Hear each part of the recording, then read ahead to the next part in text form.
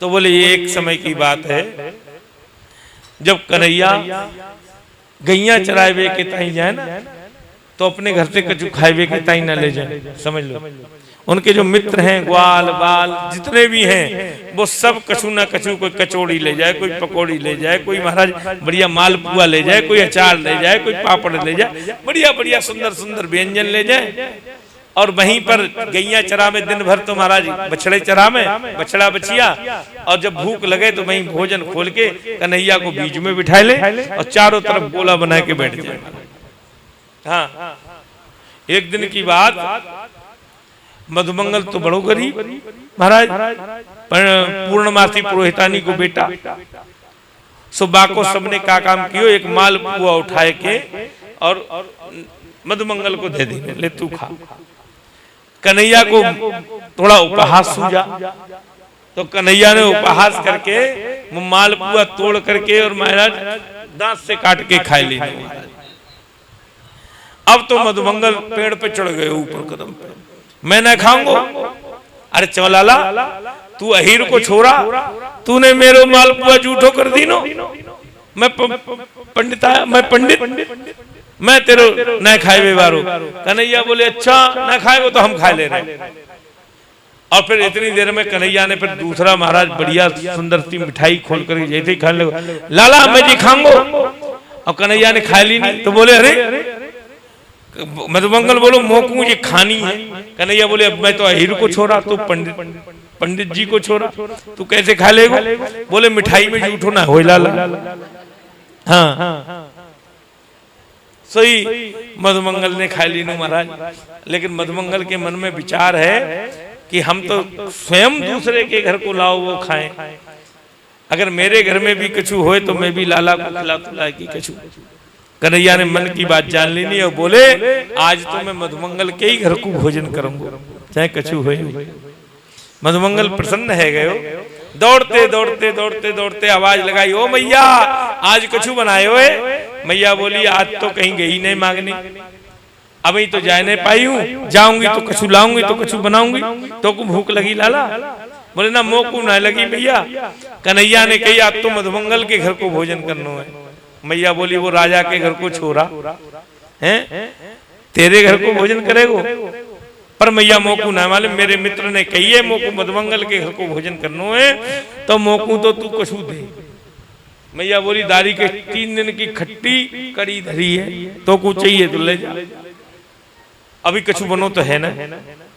तो मधुमंगल भीतर गयो और मटका देखो तो वहां में कड़ी धरी महाराज, और बामे से 3 दिन खट्टी छाछ की महाराज सुगंधी आ रही। दौड़ते भय प्रसन्नता से तो चलो गए हो, लेकिन जब छिप करके देखो तो अनेका अनेक व्यंजन रखे थे महाराज कृष्ण के सामने। तो कहने लगा अरे कृष्ण के सामने तो इतने बड़े बड़े व्यंजन हैं और मैं अपनी खट्टी कढ़ी, वो भी 3 दिन की बासी खबांगो, और दारी के को पतो चले गए हो तो छोड़ेगो ना, ये खाए लेगो, या लिए मैं ही इसको साफ कर जाऊं।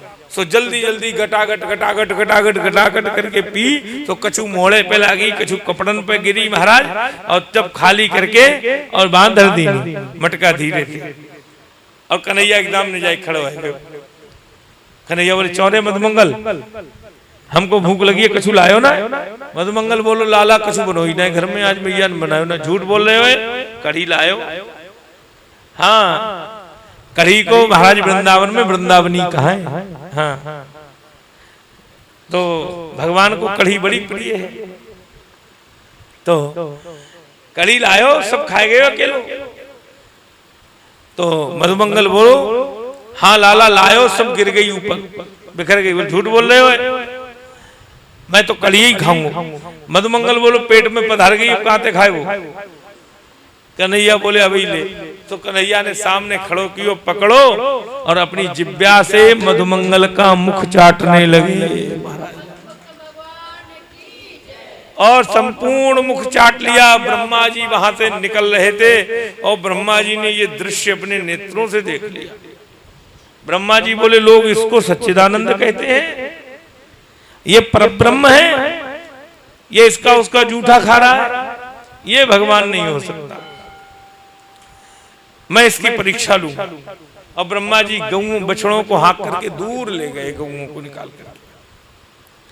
कहते हैं इधर भगवान खाते रहे, जब ग्वाल वालों ने दृष्टि दौड़ाई चारों तरफ तो कन्हैया से कही कि कन्हैया यहाँ कहीं तो भैया अपने ना बछड़ा दिखाई दे रहे ना गैया दिखाई दे रही। कहा भाई? कन्हैया बोले, कन्हैया ने क्या काम कियो, जल्दी से एक रोटी उठा करके हाथ पे धरी, बापे थोड़ो अचार धर ली नो और रोटी को बना करके गोल गोल और उन पे काटते बोले तुम सब भोजन करो, मैं अभी आ रहे। और सीधे गैयन के पीछे निकल गए। इधर ब्रह्मा जी ने गैया तो पहले ही ले जाके रख दी ब्रह्मलोक में, और इधर ग्वाल वालों को ही हरण करके ले गए। जब कृष्ण को गाय नहीं मिली तो ढूंढते भय फिर यमुना के किनारे पहुंचे, जहां ग्वाल वाल बैठे थे वहां ग्वाल वालों को भी नहीं पाया। तो कृष्ण ने सोचा ये क्या माया है, ध्यान से देखा, ओहो ये ब्रह्मा जी की करतूत है। कन्हैया बोले कोई बात नहीं, ले जाओ। सो कृष्ण ने जैसे जैसे ग्वाल बाल थे वैसे ही रूप, भगवान कृष्ण ने दूसरी सृष्टि कर ली। बोले ये ब्रह्मा भूल गया, हमने कहा था जो बनेंगे हम ही बनेंगे, बनाएंगे हम ही बनाएंगे। जब कुछ नहीं था तो मैं था, जो कुछ है वो मैं ही हूं, और जब कुछ ना रहेगा तो मैं शेष बचूंगा। भूल गया ब्रह्मा।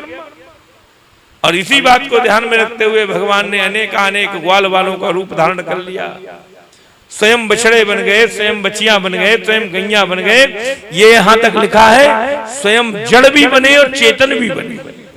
वस्त्र जन है, वस्त्र भी वैसे ही बन गए। वस्त्र अवतार धारण कर लिया, डंडे के अवतार धारण कर लिया, बछड़े बन गए और ग्वाल बाल भी बन गए। अब ग्वाल बाल छोटे छोटे हैं ना, कहते हैं भागवत में लिखा है जब ग्वाल बाल जाते थे ना गौएं चरा करके गोधूली बेला के समय वापस वृंदावन में, तो कृष्ण बंशी बजा दिया।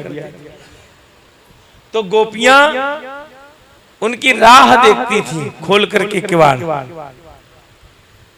कि कब आ रहे होंगे, हमारे भी बच्चे कृष्ण के साथ आ रहे होंगे। हाँ, तो ये किवाड़ खोल करके उनके दर्शन के लिए ललायत रहती थी। आज भगवान कृष्ण ने जैसे ही प्रवेश किया तो सबरी गोपियों के पास जब उनके ग्वाल बाल पहुंचे तो सबने अपने हृदय से लगा लिया। आज उन गोपियों को अपने बालक ग्वालों को हृदय से लगा करके अत्यंत सुख का अनुभव, समझ लीजिए। क्यों? यहां तो सुखदेव भगवान परीक्षित से कह रहे हैं, परीक्षित इस झांकी का दर्शन करो अपने हृदय में। गोपियां कितनी धन्य है वृंदावन की कि जिन्होंने साक्षात पर ब्रह्म को अपने हृदय से लगा लिया। और एक दिन के लिए नहीं, और तो और जो गोपियां अपने बालकों को भी दूध पिलाती थी वो भी ग्वाल बाल कृष्ण के साथ बछड़े चराने जाते थे।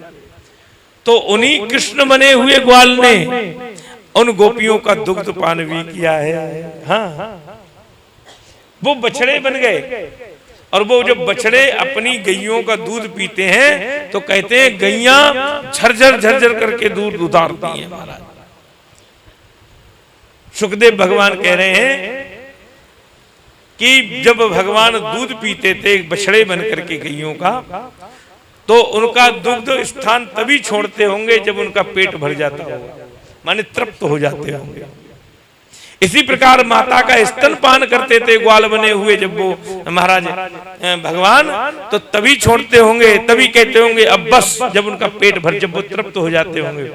तो धन्य है वो गोपियां वृंदावन की, धन्य है वो गौएं वृंदावन की, जिन्होंने परब्रह्म परमात्मा को भी अपने द्वारा अपने रस से तृप्त किया है। महाराज ऐसी गोपियों की महाराज सराहना करने लगे भाग्य की सुखदेव भगवान। वाह वाह। 1 वर्ष तक लीला चली। 1 वर्ष बाद दाऊ दादा ने पहचान ली कि जे तो ग्वाल बाल न दिख रहे, जे तो कुछ लीला दिख रही महाराज। तो क्या लीला है? तो देखा ध्यान से और पूछी चौरे लाला जे कहा चल रहे हो? तब कन्हैया ने कही जे सब ब्रह्मा जी को प्रताप है महाराज। तो दाऊ दादा ने कही अच्छो। और उसी समय भगवान विधाता भी आए, बोले अब देखें चल करके क्या चल रहा है वृंदावन में। जब यमुना के किनारे आए तो वही महाराज आनंद था जो उस समय हुआ करता था। अब ब्रह्मा जी दौड़ के गए अपने महाराज ब्रह्मलोक में, देखा कि क्या ये उठ करके आ गए, नीचे देखा तो वही लीला चल रही है, वहां देखा तो वो सो रहे हैं।